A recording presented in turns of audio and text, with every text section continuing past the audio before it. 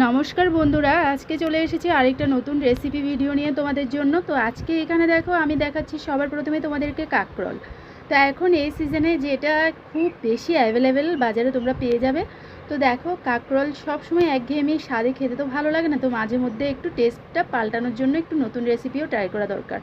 তো চলো আজকে কাঁকরোল দিয়ে একটা ভাজা বড়া ওরকম টাইপের একটা রেসিপি আমি শেয়ার করছি। এভাবে কাঁকরোলগুলোকে মাঝখান থেকে চিড়ে কেটে নেবে, আর সবগুলো কাঁকরোল আমি এভাবে কেটে নেব একটু। তারপর আমি যে প্রসেসটা করছি তোমরা সেম ওরকম প্রসেসে করতে পারো, এটাকে একবার টেস্ট করে দেখতে পারো যে রান্নাটা কেমন হয়। এখানে দেখো আমি সবগুলো কাঁকরোল কেটে নিয়েছি, থালায় সুন্দর করে ধুয়ে পরিষ্কার করে সাজিয়ে নিয়েছি।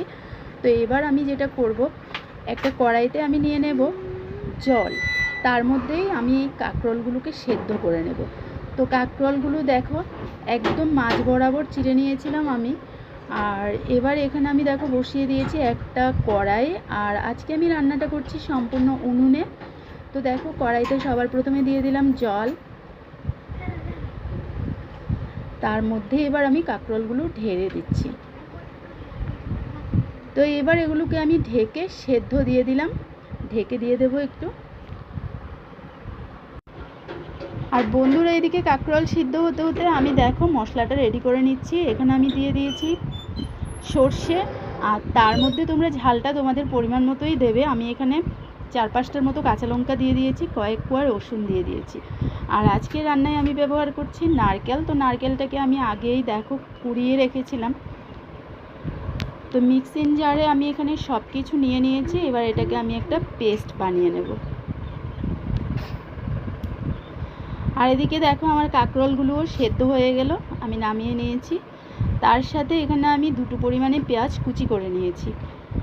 এবার দেখো কাঁকরোলের মাঝখানে যে বীজগুলো ছিল, এই চামচটা দিয়ে আমি সেই বীজগুলোকে বের করে নিয়েছি, মানে কাঁকরোলটাকে পুরোটাকে আমি ফাঁকা করে নিয়েছি বীজগুলো বের করে।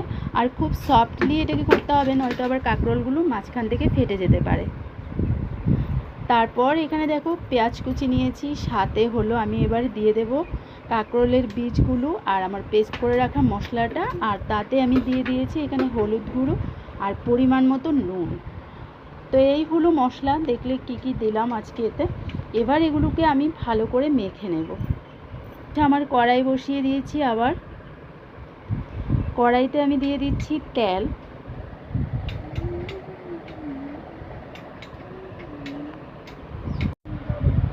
তো সবগুলো একসাথে মিশিয়ে মেখে নেওয়ার পর এভাবে আমি কাঁকরোলের মধ্যে ভেতরের পুর ঢুকিয়ে দিলাম। তো আজকে এটাকে বলা হয় কাঁকরোলের পুর।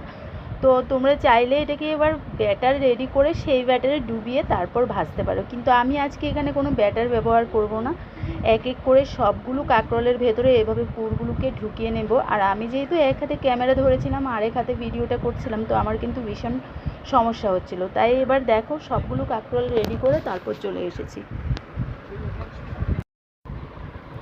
এদিকে দেখো আমার তেল গরম হয়ে গেছে, আর এক এক করে এবার আমি কাঁকরোলগুলো এভাবে দিয়ে দিলাম। আর হালকা আঁচ দিয়ে ভাজতে হবে, যেহেতু আমি এখানে আজকে ব্যাটারটা ইউজ করিনি। তো দেখো এভাবে একটু পরিমাণে কম দিয়ে কড়াইতে হালকাভাবে নাড়াচাড়া করে তারপর আমি কাঁকরোলগুলো ভেজে তুলে নিচ্ছি। আর খুব সুন্দর একটা স্মেল বেরোয়েছে যাতে মানে আজকে রান্নাটাতে আমি নারকেল ব্যবহার করেছি। তো খেতেও কিন্তু ভীষণ ভীষণ টেস্টি হবে, কারণ তোমরা তো জানোই আমরা নারকেলের জিনিস এমনিতেই খেতে ভীষণ টেস্টি লাগে। তো এরকম দেখো লাল লাল করে আমি সবগুলো পুর এবার ভেজে রেডি করে নেব।